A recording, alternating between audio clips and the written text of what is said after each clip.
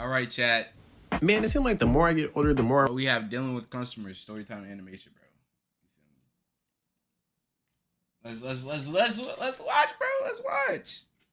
I realize the customer is not always right. If anything, they're always wrong. Every time they do something or something happens, they are always in the wrong every single time. All right, maybe not every single time, but they are wrong more than they are right. Like, because we would have rules, like store rules, that I cannot change because I am a cashier at the bottom of the pyramid, and they would still tell me I'm wrong. Like, oh, I'm sorry, do you work here? Did you fill out that application? Did you do all those assessments on the computer before you could start your first day? Yeah, I didn't think so. I'm about to complain so much in this video, which I feel like I have the right to. I worked so long in this industry, I have the right to be mad. And I'm not saying all the customers are bad. For every one bad customer, there's like 20 amazing saints out there. So it's not all of them. But the bad customers make better content. So let's go back to them. I hate the customers that act like they've never seen a card reader in their entire life. Like the card reader will look so obvious and simple like this, and they would still ask, where do I tap my card? And I'm like, oh my God, come on, just look. It's literally an illustration right here saying you can tap your card. And God forbid that card declines, because they will get so defensive.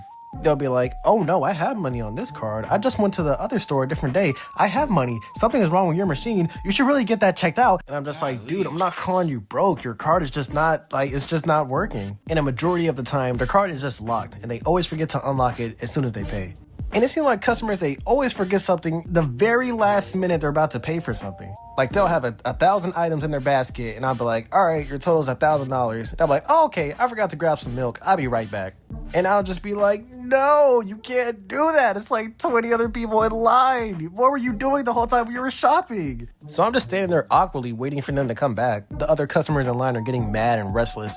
Hey, what's taking so long? Oh, sorry, the person in front of you forgot the most important thing on their list, apparently. Sorry. Just buy all your stuff, and if you did forget something, you're just gonna have to get back in line, man. You can't just stop and get it and then come back in line. Like, that's unfair. That's a red flag. That's a foul. You can't do that.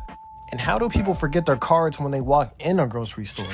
I don't know if it's just me, but I check my pockets like every 30 seconds, just to make sure I didn't get robbed, How do you go shopping for hours, get all the items you need, look at all the price tags with money symbols on them, and forget your card in your car? Like, as soon as you're about to check out, oh, sorry, I forgot my card in my car. I'll be right back. Oh my God, why? How did you forget your card? That's the only thing you need.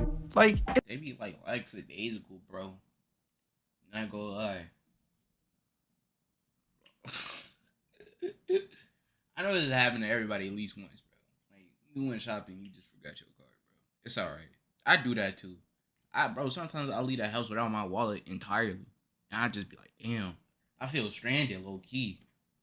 It's just a grocery store. You guys are making it so much harder than what it actually is. All you have to do is get all the items you want, no rush, and pay for them. Why are y'all making it so difficult? Like, customers, I feel like they like getting cashiers mad on purpose. Like, they get like a small thrill out of it. And the easiest way to make me mad is when a customer is paying in cash, I hold my hand out to, collect their cash, and they put their money everywhere else besides my hand. Like, it makes me so mad. Especially if they have coins too, so I gotta pick up all your quarters, nickels, and dimes. Just put it all in my hand. Make it easier and faster for everyone. Man, customers don't know faster. Customers have no sense of urgency.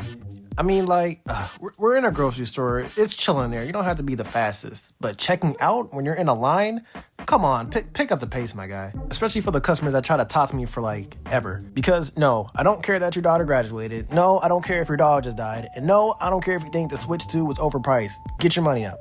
Hurry up. My whole point of this job is to get people out of the store as fast as possible. And you talking about random stuff isn't going to help anybody. Unless we both have something in common. Like, forget all these customers. Now, tell me again where you got that pink yarn Yoshi and Amiibo from, bro.